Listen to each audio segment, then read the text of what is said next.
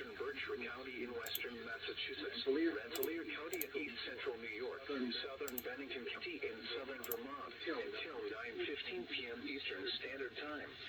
At 8:29 p.m. Eastern Standard Time, severe thunderstorms located along the line extending from Riottsville to Ravenna, moving east at 70 miles per hour. Hazard 60 miles per hour wind gusts. Source, radar indicated.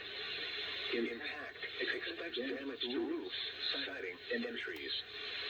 Severe thunderstorms were near West Sand Lake and Avery Park around 8:35 p.m. Eastern Standard Time.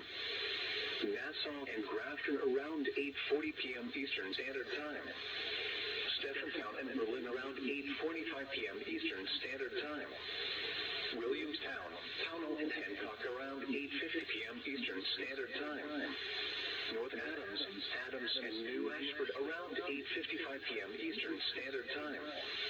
Cheshire, Stepford, and Florida around 9 p.m. Eastern Standard Time.